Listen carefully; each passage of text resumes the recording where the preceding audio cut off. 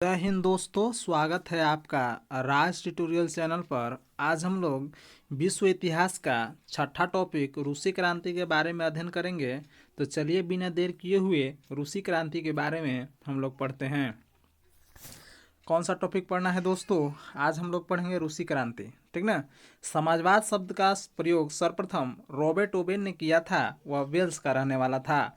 समाजवाद जो शब्द है इसका सबसे पहले प्रयोग किसने किया था? तो रॉबर्ट ओवेन ने किया था। और वह कहाँ का रहने वाला था? तो वेल्स का रहने वाला था। वेल्स कहाँ है? तो इंग्लैंड में है, ठीक ना। आदर्शवादी समाजवाद का प्रवक्ता रॉबर्ट ओवेन को माना जाता है। और आदर्शवादी जो समाजवाद है उसकी प्रवक्ता किसको माना जाता है? तो रॉबर्ट ओवेन को माना जाता है।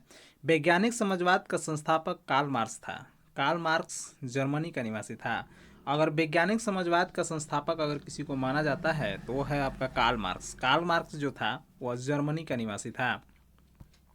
कार्ल मार्क्स ने दास कैपिटल और कम्युनिस्ट मैनिफेस्टो नामक पुस्तक लिखी। और कार्ल मार्क्स ने दो पुस्तकें लिखी, दास कैपिटल और कम्युनिस्ट मैनिफेस्टो। फ्रांसीसी साम्यवाद का जनक सेंट साइमन को माना जाता है। और फ्रांसीसी साम्यवाद का जनक किसको माना जाता है? तो सेंट साइमन को माना जाता है। फेबियन सोशलिज्म का नेतृत्व जॉर्ज बर्नार्ड शॉ ने किया। फेबियन सोशलिज्म का नेतृत्व किसने किया? तो जॉर्ज बर्नार्ड शॉ ने किया। लंदन में फेबियन सोसाइटी की स्थापना 1884 ईस्वी में हुई। लंदन में फेबियन सोसाइटी की स्थापना कब हुआ? तो 1884 ईस्वी में हुई। दुनिया के मजदूर एक हो का नारा कार्ल मार्क्स ने दिया। दुनिया का मजदूर एक हो का नारा किसने दिया? तो कार्ल मार्क्स ने दिया। रूस के शासक को जार कहा जाता था। यह जारशाही व्यवस्था मार्च 1917 में समाप्त हुई। रूस के शासक को जार कहा जाता था। रूस के शासक को क्या कहा जाता था? जार कहा जाता था। और यह जारशाही व्यवस्था जो है 1917 में समाप्त हुई। जार मुक्तिदाता के नाम से अलेक्जेंडर द्वितीय को जाना जाता है। रूस का अंतिम जार शासक जार निकोलस द्वितीय था। यानी जार मुक्तिदाता का नाम से किसको जाना जाता है? तो अलेक्जेंडर द्वितीय को जाना जाता है। यानी जार को जो है मुक्ति किसने दिलाया? तो अलेक्जेंडर द्वितीय ने दिलाया। और रूस का अंतिम जार शासक कौन था? तो वो जार निकोलस द्वितीय था, ठीक ना। रूस का अंतिम जार शासक कौन था? तो जार निकोलस द्वितीय था। 1917 ईस्वी में हुई रूसी क्रांति का तात्कालिक कारण प्रथम विश्व युद्ध में रूस की पराजय थे। और 1917 ईस्वी में जो है रूस में क्रांति का जो तत्कालीन कारण था उसका क्या कारण था? तो रूस जो था प्रथम विश्व युद्ध में हार गया था। जापान हरा दिया था, छोटा सा देश, ठीक ना। 7 नवंबर 1917 ईस्वी को बोल्शेविक क्रांति का नेता लेनिन था। 7 नवंबर 1917 को जो है बोल्शेविक क्रांति का नेता कौन था? तो लेनिन था, ठीक ना। याद रखिएगा दोस्तों, बोल्शेविक क्रांति का नेता कौन था? तो लेनिन था। लेनिन ने चेका का संगठन किया था। लेनिन ने क्या किया था? तो चेका का संगठन किया था। लेनिन किसका संगठन किया था? तो चेका का। लाल सेना का संगठन टाटास्की ने किया था। और लाल सेना का संगठन किसने किया था? तो टाटास्की ने किया था। रूस के जार शासक अलेक्जेंडर द्वितीय की हत्या बम विस्फोट में हुई, ठीक ना। रूस के जो जार शासक अलेक्जेंडर द्वितीय था उसकी हत्या कैसे हो गई? तो बम विस्फोट से हो गई। एक जार एक चर्च और एक रूस का नारा जार निकोलस द्वितीय ने दिया था। एक जार एक चर्च और एक रूस का नारा जार निकोलस द्वितीय ने दिया था। रूस में सबसे अधिक जनसंख्या अस्लाव लोगों की थी। रूस में जो सबसे अधिक जनसंख्या थी वो किसका था? तो अस्लाव लोगों की थी। अन्ना केरेनिना के लेखक लियो टॉल्स्टॉय था। अन्ना केरेनिना के लेखक कौन है? तो लियो टॉल्स्टॉय है, ठीक ना। अन्ना केरेनिना याद रखिएगा दोस्तों, कभी कभी पूछ देगा एग्जाम में कि अन्ना केरेनिना किसके द्वारा लिखित पुस्तक है? तो लियो टॉल्स्टॉय। शून्यवाद का जनक तुर्गनेव का माना जाता है। और शून्यवाद का जनक कौन है? तो तुर्गनेव है। शून्यवाद का जनक कौन है? शून्यवाद का जनक कौन है? तो तुर्गनेव को माना जाता है। रूसी साम्यवाद का जनक प्लेखानोव को माना जाता है। और रूसी साम्यवाद का जनक किसको माना जाता है? तो प्लेखानोव को माना जाता है। सोशल डेमोक्रेटिक दल की स्थापना 1903 ईस्वी में रूस में हुई। और सोशल डेमोक्रेटिक दल की स्थापना कब हुई? तो 1903 ईस्वी में रूस में हुई। यह दल दो गुटों में विभाजित था, बोल्शेविक और मेंशेविक। यह दल जो था दो गुटों में विभाजित था, पहला था बोल्शेविक और दूसरा था मेंशेविक। बोल्शेविक का अर्थ था बहुसंख्यक और मेंशेविक का अर्थ था अल्पसंख्यक। यानी बोल्शेविक का अर्थ मेजोरिटी था और मेंशेविक का अर्थ माइनॉरिटी था, ठीक ना। यानी बोल्शेविक मीन्स बहुसंख्यक यानी ज़्यादा मात्रा में लोग रहते थे। और मेंशेविक का अर्थ जो था वो अल्पसंख्यक था यानी कम मात्रा में। बोल्शेविक दल का नेता लेनिन था, यानी जो सबसे ज़्यादा लोग रहते थे उसका नेता कौन था? तो लेनिन था। 16 अप्रैल 1917 ईस्वी में लेनिन ने रूस में क्रांतिकारी योजना प्रकाशित की जो अप्रैल थीसिस के नाम से जानी जाती है। यानी कि 16 अप्रैल 1917 को लेनिन ने रूस में क्रांतिकारी योजना प्रकाशित की जो क्या क्या चीज़ के नाम से जाना जाता है? तो अप्रैल थीसिस के नाम से जानी जाती है। 1921 ईस्वी में लेनिन ने रूस में नई आर्थिक नीति लागू की। और 1921 ईस्वी में लेनिन ने रूस में नई आर्थिक नीति लागू की। आधुनिक रूस का निर्माता स्टालिन को माना जाता है। अब आधुनिक रूस का निर्माता किसको माना जाता है? तो स्टालिन को माना जाता है। लेनिन की मृत्यु 1924 ईस्वी में हो गई, और लेनिन की मृत्यु जो है कितना में हो गया? तो 1924 ईस्वी में हो गई।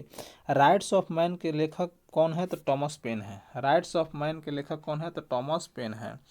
मदर की रचना मैक्सिमम गोर्की ने की। मदर की रचना जो है मैक्सिमम गोर्की ने की। अस्थायी क्रांति के सिद्धांत का प्रवर्तक टाटास्की था। अस्थायी क्रांति के सिद्धांत का प्रवर्तक टाटास्की था।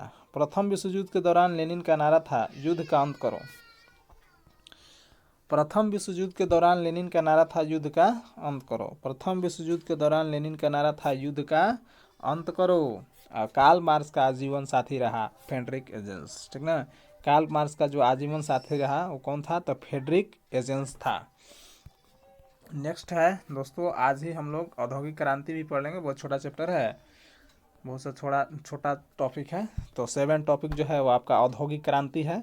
औद्योगिक क्रांति की शुरुआत इंग्लैंड में हुई क्योंकि इंग्लैंड के पास औपनिवेशिकों के कारण कच्चे माल और पूंजी की अधिकता थी। यानी कोई पूछेगा कि औद्योगिक क्रांति जो है सबसे पहले इंग्लैंड में ही क्यों शुरू हुआ? तो इसके कारण 2 थे। पहला कारण यह था कि उसके पास जो औपनिवेशिक थे, उसके पास बहुत सा औपनिवेशिक देश थे, क्योंकि कहा जाता था कि इंग्लैंड के देश में कभी सूर्यास्त नहीं होता था, इतना बड़ा उसका साम्राज्य था औपनिवेश का। तो उसके पास ज़्यादा उपनिवेश होने के कारण कच्चे माल की सुविधा थी और पूंजी की अधिकता थी। यानी कोई पूछ देगा कि सबसे पहले औद्योगिक क्रांति कहाँ हुई? तो सबसे पहले इंग्लैंड में हुई। और उसका क्या कारण था? तो इंग्लैंड के पास ज़्यादा उपनिवेश होने के कारण कच्चे माल की सुविधा थी और पूंजी की भी अधिकता थी। नेक्स्ट है कि इंग्लैंड में औद्योगिक क्रांति की शुरुआत सूती कपड़ा उद्योग से हुई। और इंग्लैंड में औद्योगिक क्रांति की शुरुआत किससे हुई? तो सूती कपड़ा उद्योग से हुई। सबसे पहले स्कॉटलैंड के मैकडम नामक व्यक्ति ने पक्की सड़कें बनाने की विधि निकाली। और सबसे पहले स्कॉटलैंड, ठीक ना, चूँकि पढ़िएगा तो ग्रेट ब्रिटेन जो होता है वह इंग्लैंड, वेल्स और स्कॉटलैंड को मिलाकर ग्रेट ब्रिटेन कहा जाता है। तो इंग्लैंड के ही स्कॉटलैंड के थे कौन? मैकडम नामक व्यक्ति ने पक्की सड़कें बनाने की विधि निकाली। 1761 ईस्वी में ब्रिंडले नामक इंजीनियर ने मैनचेस्टर से वर्सले तक नहर बनाई। और 1761 ईस्वी में क्या किया कि ब्रिंडले नामक इंजीनियर ने मैनचेस्टर से लेकर के वर्सले तक नहर बनाई। 1814 ईस्वी में जॉर्ज स्टेफेंसन ने पहला भाप से चलने वाला रेल इंजन रॉकेट बनाया। 1814 ईस्वी में क्या हुआ कि जॉर्ज स्टेफेंसन ने पहला भाप से चलने वाला रेल इंजन क्या बना दिया? रॉकेट बना दिया। औद्योगिक क्रांति के दौर में जर्मनी इंग्लैंड का प्रतिद्वंदी था। और औद्योगिक क्रांति की दौड़ में जर्मनी जो था इंग्लैंड का अगेंस्ट काम करता था, यानी कि उसका दुश्मन था, प्रतिद्वंदी था। चलिए अब हम लोग औद्योगिक क्रांति में हुए आविष्कार के बारे में पढ़ते हैं। एक तरफ आविष्कार है, दूसरी तरफ आविष्कारक, और कब उसका आविष्कार हुआ उसका वर्ष दिया हुआ है। तो सबसे पहले आविष्कार, तेज चलने वाला शटल जो था, इसका आविष्कारक कौन थे? तो जॉन थे, ठीक ना। तेज चलने वाला जो शटल था उनका आविष्कार किसने किया? तो जॉन ने किया। कब किए? तो 1733 ईस्वी में। यानी तेज चलने वाला शटल का आविष्कार जो है 1733 ईस्वी में हुआ। और इसका आविष्कारक कौन थे? तो जॉन थे। स्पाइनिंग जेनी जो था, ठीक ना, इसके आविष्कारक कौन थे? तो जेम्स हरगिव्स ने किया और 1765 ईस्वी में किया। यानी स्पाइनिंग जेनी का आविष्कार जो है 1765 ईस्वी में जेम्स हरगिव्स ने किया। स्पिनिंग जेनी यानी पानी की शक्ति से चालित होने वाला मशीन था, इसके आविष्कार किसने किया? तो रिचार्ड आर्कराइट ने किया। और कब किया? तो 1767 ईस्वी में किया।